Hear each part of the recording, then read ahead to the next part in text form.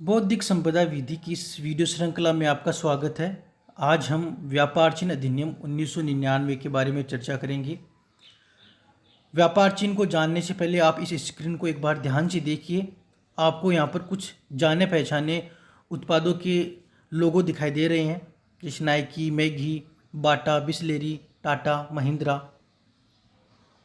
Cocoa Cola, McDonald. तो ये सभी व्यापार चिन्ह हैं।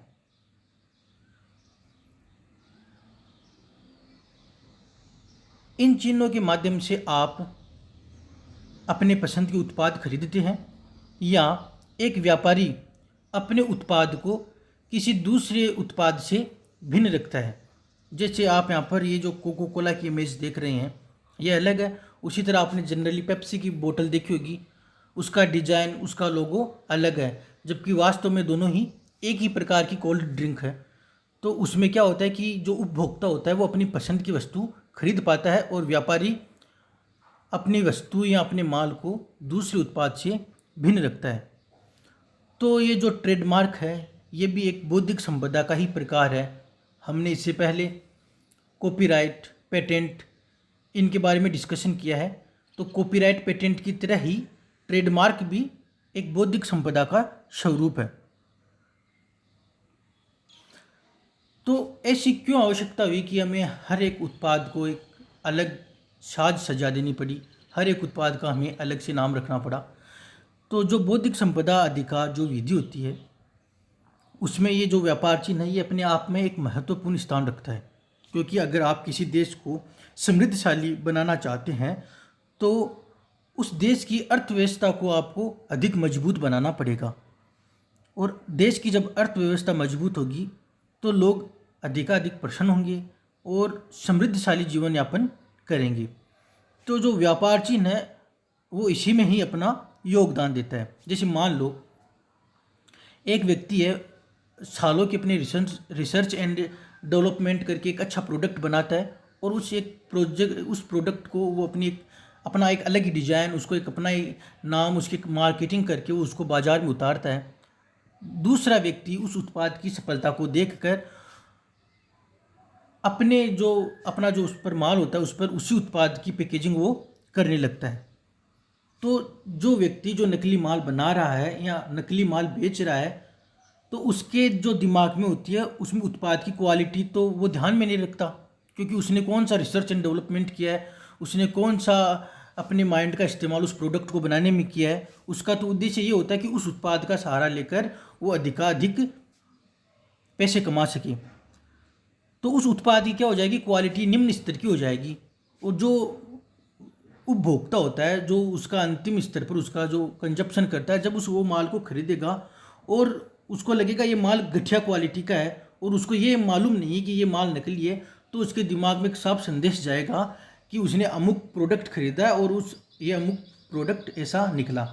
तो इससे क्या होगा कि जो दूसरा जो ओरिजिनल जो माल है, ओरिजिनल जो वस्तु है, उसके स्वामी को अधिकाधिक आर्थिक नुकसान उठाना पड़ेगा और हो सकता है कि उसकी ख्याति इतनी गिर जाए कि उसको अपना व्यापार ही समेटना पड़े। तो ये आज से नहीं चला आ रहा है, ये प्राचीन काल से चला आ रहा है। भारत, ग्रीक, रोमन में जो भी कृतियाँ होती है, जो भी उत्पाद बनाते थे, उस पर जो उत्पादक होता है वो अपना एक विशेष चिन्ह बना देता था, ताकि लोगों को मालूम चल सके कि ये अमुक उत्पाद इस व्यक्ति ने बनाया।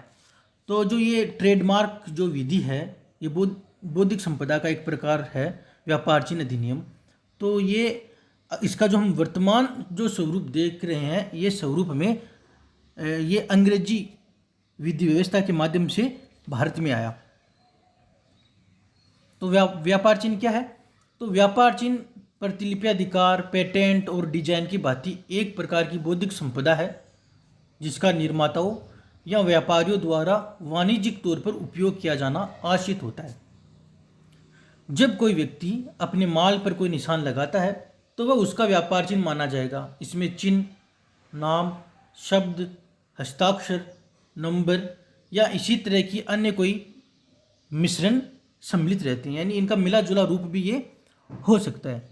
तो इस प्रकार हम देखते हैं कि जो ट्रेडमार्क वह निशान या चिन्ह है जो कोई व्यक्ति अपने माल पर यह बताने के लिए लगाता है कि वह उसके द्वारा निर्मित माल समझा जाए और वही उसका स्वामी है। ट्रेडमार्क वस्तुओं के किसी वर्ग के लिए किसी विशेष निशान का उपयोग करने का किसी एक व्यक्ति का कानूनी एकाधिकार होता है। निशान, संकेत या किसी युक्ति से यह प्रदर्शित होता है कि किसी वर्ग विशेष की वस्तु उस व्यक्ति की है जिसने इस निशान को, इस युक्ति को या इस संकेत को पहली बार इस्तेमाल किया है। अगर हम व्यापार चिन्ह अधिनियम 1999 में जो व्यापार चिन्ह की जो परिभाषा दी है, अगर हम उसको पढ़ें तो हम पाएंगे एक ऐसा चिन्ह है जिसे आलेखीय रूप में प्रदर्शित किया जा सकता है और जो एक व्यक्ति के सामानों या सेवाओं को दूसरों के सामानों या सेवाओं से अलग करने में सक्षम है, और इसमें सामानों का आकार, उनकी पैकेजिंग और रंगों का संचय भी शामिल है।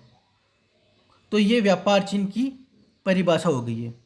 देखो, व्यापार चिन्ह का यही उद्देश्य है कि किसी व्यक्ति को उसके सामान, उसकी वस्तु पर एकाधिकार दिलाए और कोई दूसरा व्यक्ति उस वस्तु या सामान जैसा व्यपदेशन न कर सके। अगर वो व्यपदेशन करेगा तो खरीदार धोखे में जाएगा और इससे उस व्यापारी को गंभीर आर्थिक क्षति उठानी पड़ेगी। अगर हम व्यापार चिन्ह का इतिहास देखें तो ब्रिटिश काल के पूर्व भी व्यापारीगण अपने उत्पाद पर एक विशेष निशान बनाया करते थे, तो उससे उस समय के लोगों को ये मालूम चलता था कि ये अमुक माल अमुक व्यापारी का था, परंतु कोई विधिक संरक्षण प्राप्त नहीं था। वैसा निशान कोई दूसरा व्यक्ति भी लगा सकता था।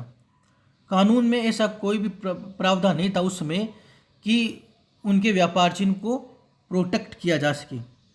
तो जब ईस्ट इंडिया कंपनी का जब शासनकाल आया तो ब्रिटिश व्यापारी भारत आए, तो उनके द्वारा उस समय की सरकार से ये अनुरोध किया गया कि व्यापार चिन्ह से संबंधित विधि बनाई जाए। तो फलस्वरूप अंग्रेजी सरकार ने 1889 में इंडियन मर्केंटाइज मार्क्स एक्ट, भारतीय व्यापार एवं पण्य वस्तु चिन्ह अधिनियम 1889 पारित किया गया। लेकिन ये इसमें अनेक कमियां थी जिसके कारण ये उपयोगी नहीं रह सका।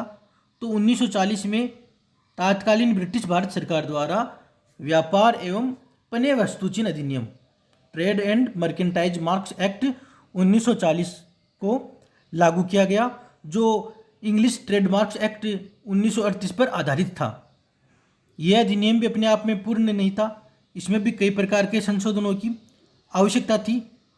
और इस तरह स्वतंत्रता के पश्चात भारत सरकार ने व्यापार चिन्ह के रजिस्ट्रीकरण को और अधिक संरक्षण प्रदान करने की दृष्टि से व्यापार एवं पण्य वस्तु चिन्ह अधिनियम 1958 पारित किया गया। Trade and merchandise marks act 1958 को पारित किया गया। तो ये लगभग 42 साल तक ये एक्ट परिवर्तन में रहा, लेकिन यह भी जो आधुनिक जो चालबाजियाँ थी व्यापारियों की और अनेक कई इसमें कुछ कमियां थी, इसके कारण यह भी एक्ट अपने आप में पूर्ण नहीं था। तो इसके लिए 1999 में भारत सरकार ने ट्रेडमार्क्स एक्ट 1999 पारित किया। अगर हम व्यापार चिन्ह अधिनियम 1999 की जो उद्देशिका है प्रेम्बल, अगर हम उसमें इस अधिनियम का उद्देश्य देखें तो उसमें इसका वर्णन इस प्रकार किया गया: माल तथा सेवाओं के लिए व्यापार चिन्हों का रजिस्ट्रीकरण तथा बेहतर संरक्षण का प्रबंध करने के लिए एवं कपटपूर्ण चिन्हों का प्रयोग रोकने के लिए व्यापार चिन्ह से संबंधित विधि का संशोधन तथा संरेखन करने के लिए यह अधिनियम बनाया गया है। तो इस अधिनियम का मुख्य उद्देश्य यह है कि व्यापार क्षेत्र में व्यापारी ईमानदारी बरते और किसी व्यक्ति को ऐसे व्यापार चिन्ह या व्यापार व्यवसाय करने से निवारित नहीं करे जिससे कि ग्राहकों में भ्रम उत्पन्न होता हो। तो इस तरह अगर हम इस अधिनियम का उद्देश्य देखें तो ये व्यापारी एवं ग्राहक दोनों को संरक्षित करता है, दोनों को कपटपूर्ण एवं धोखेबाजी से बचाता है। तो व्यापार चिन्ह अधिनियम की अगर हम प्रमुख विशेषताओं को देखें तो वो इस प्रकार है। माल के साथ साथ सेवाओं के लिए व्यापार चिन्ह के रजिस्ट्रीकरण का प्रावधान है। पंजीकरण की प्रक्रिया को सरल किया गया है। जो नवीनीकरण अवधि होती है वो 10 साल तक कर दी गई है। अपीलीय निकाय की व्यवस्था कर दी गई है ताकि अपीलों का निस्तारण शीघ्र हो सके। संगमों आदि के स्वामित्व के अधीन सामूहिक चिन्हों के रजिस्ट्रीकरण के संबंध में उपबंध किया गया है। प्रमाणीकरण व्यापार चिन्हों के रजिस्ट्रीकरण से संबंधित अंतिम प्राधिकार केंद्रीय सरकार के स्थान पर रजिस्ट्रार को अंतरित किया गया है। नकली माल के विक्रय को रोकने के लिए व्यापार चिन्ह से संबंधित अपराधों के लिए वर्धित शास्ति का उपबंध किया गया है। व्यापार चिन्ह अपराधों को संज्ञेय बनाने का उपबंध इस अधिनियम में किया गया। तो अगर हम जो व्यापार चिन्ह का जो हम कार्य देखें तो व्यापार चिन्ह का जनरली कार्य यही होता है कि ये जो क्रेता और भावी क्रेताओं को जो माल के उद्गम स्रोत उनकी उसकी गुणवत्ता के बारे में सूचित करता है। जैसे जनरली हम एक एग्जांपल देखते हैं, जैसे कोई भी एक जैसे चाय है, जैसे ब्रुक बॉन्ड कोई चाय है, तो उससे हमें ये पता चलता है कि ये चाय बनाने वाली कंपनी है और इसी नाम से अपनी ये चाय बनाती है तथा बेचती है। जो ट्रेडमार्क होता है वो अपने आप में ही माल की गुणवत्ता की गारंटी देता है।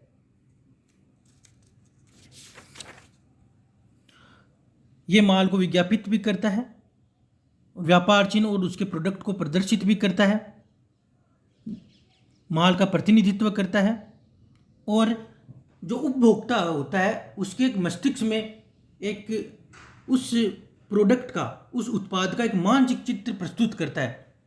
जैसे मैं कहूँ हीरो बाइक्स, तो अपने आप दिमाग में मोटरसाइकिल की छवि उभर कर आती है। उस कंपनी के बारे में हमने जो जो सूचना एकत्रित की है उसकी एक मानसिक छवि अपने दिमाग में बनने लगती है। इसका एग्जाम्पल हमने जनरली देखा ही होगा, जो टूथपेस्ट के ब्रांड होते हैं उनमें कोई सा भी ब्रांड हो, हम जनरली एक दुकानदार को जाकर ये बोलते कि भैया हमें कोलगेट देना।